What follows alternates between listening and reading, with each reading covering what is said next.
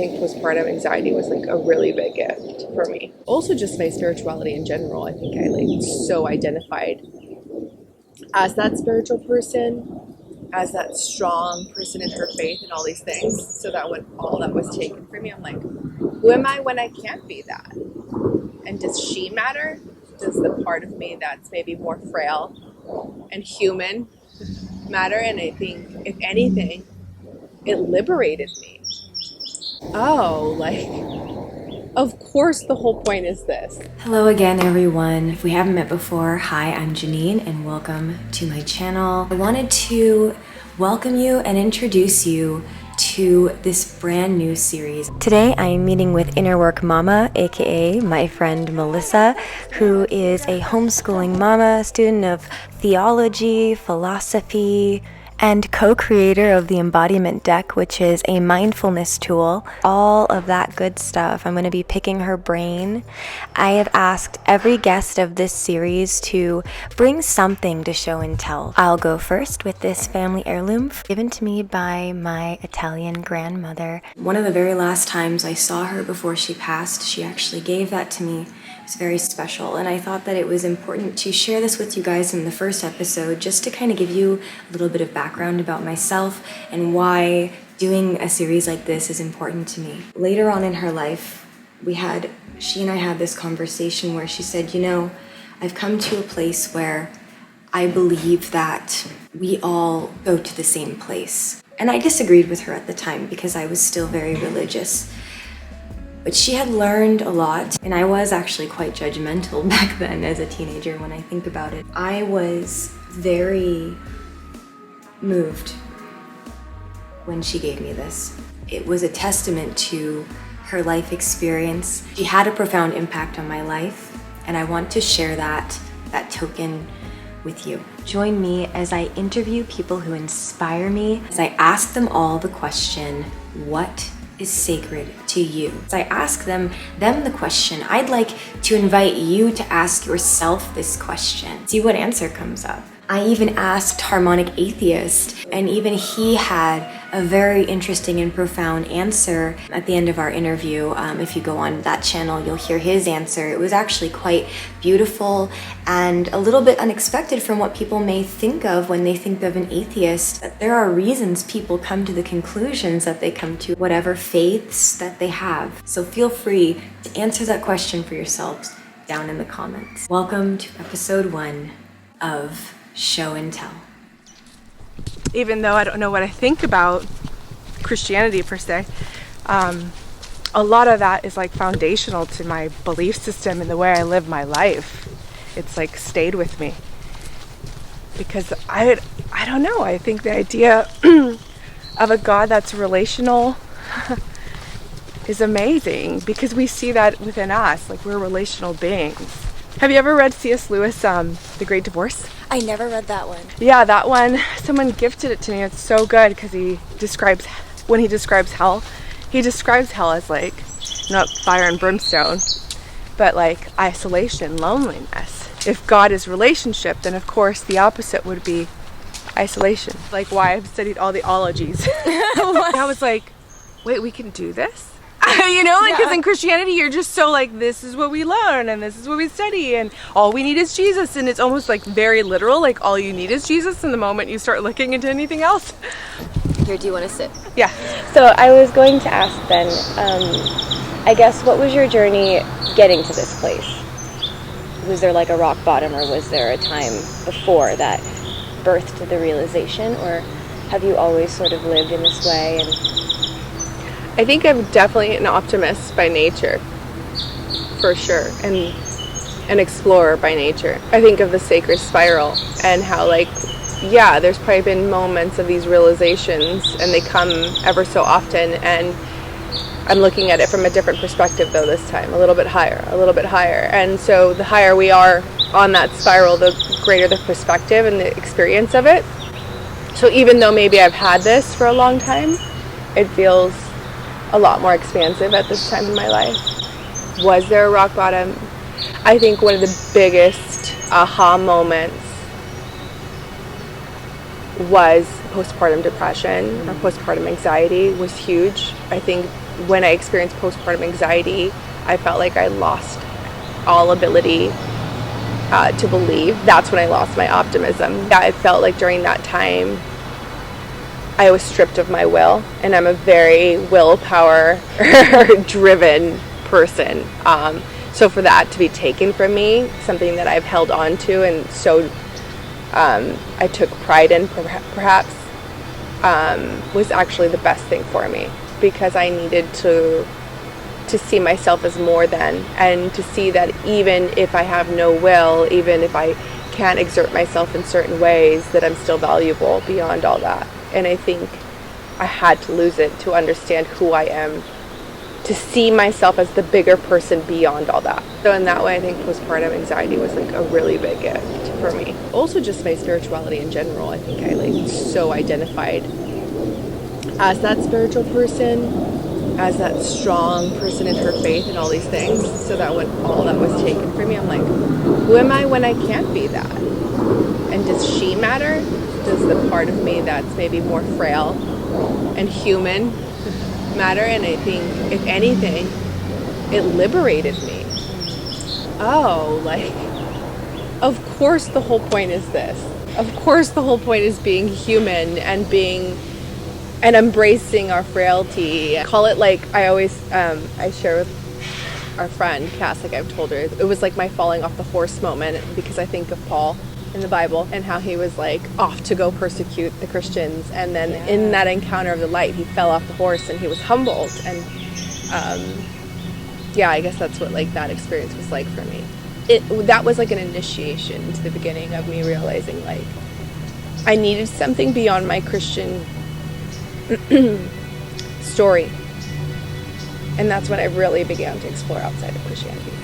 I've never heard somebody sound grateful or thankful for their postpartum depression or... The best thing that ever happened to me. The most humbling thing that ever happened. Right, well, motherhood is humbling. When you're in it, did you experience that? Yes. I think when you're in it, you don't know you're in it. No. And then my mom was the one that pointed it out to me. She was like, you're not okay.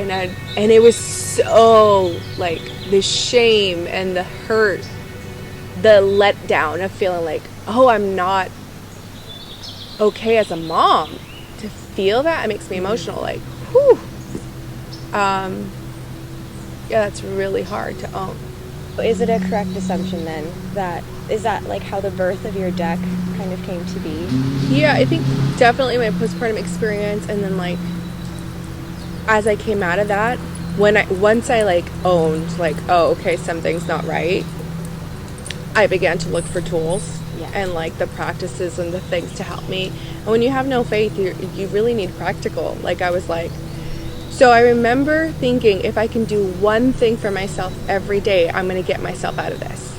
And it was as simple as that. I mean, it sounds simple, but it really isn't. So I'd be like, no matter what, every single day, my husband had to take the boys in the morning so I could have my morning. Mm-hmm. Every single morning. You were able to do, wow. Yes. That's so hard for so many people. I knew, like, it was like, not life or death, but it sure as hell felt that way, right? Like, it feels like, no, this is like, I need to be well. And it's that important that I be well, that I tend to myself. And it'd be like 10 minutes a day. I don't care if it's just 10 minutes a day, 5 minutes a day, but every day I took a moment to pause and be alone. And I took that time to either express gratitude, journal, or sit in the sun, right? Whatever it looked like that day. So that really got me thinking about like just the need for something to bring me back to my body, to bring me back to me, and the practice of that, and like the simple invitation that's needed when we're in postpartum, and like you really need easy, because you can't even handle making coffee feels like quite the task when you're have a baby and you haven't slept, right? And then I met my friend Kara, who's the co-creator of the deck, and like she was deep into embodiment work. She had her own story around her relationship with the body and feeling disconnected. And we were on the similar journey of that. And so I reached out to her like one day and was like, hey, I have this idea. Like, what if we made this deck about our embodiment journeys? And she was like, absolutely, yes. Like, she's like, let's do it. And she's very like, organized, and she's like, my sister's an illustrator, this works perfect. So we just, like, everything just came together so easy. Like, we were just talking about this yesterday. We were like, dude, sometimes I read our cards and I'm like, wow, we really wrote that? Like, we were in a space or something when we were bringing that in, because, yeah, it flowed. Yeah, the box is so much better, and we added a couple new cards. We added Nourish, Open, and Authentic. Okay, so what now for you? Shoot, if I know, you tell me. I have no idea. I have no idea what I'm doing. I'm not really the kind of person that plans stuff out. I had a friend over one time. She was like, what's your 5-year plan? And I'm like, wow, people do that? I had no idea people do that. Yeah, I'm not the planner. I mean, we are working on the deck. We want to expand it. We're working on a mama deck specifically for moms. Yeah, I'm gonna need that one. Yeah, and it feels like we have most of it done, and it feels really good. Oh, bunnies. Cute. There's a mama and a baby on this side that I always see. So we're working on the mama deck, and it's just like love notes to mom. It's all the things I wish somebody told me, you know? Encouragement goes a long way. It doesn't need to be complicated. Our spirituality doesn't need to be complicated. Have you heard of Parker Palmer? No. One of his books that I read, I don't remember which one it was, but he talks about like suffering with depression, and during a time when he was depressed, people would be like, you're this, you know, writer, and you've done so much to help people, and you're like so well accomplished, and you're all the things, right? How can you be depressed? Like, and how none of that helped.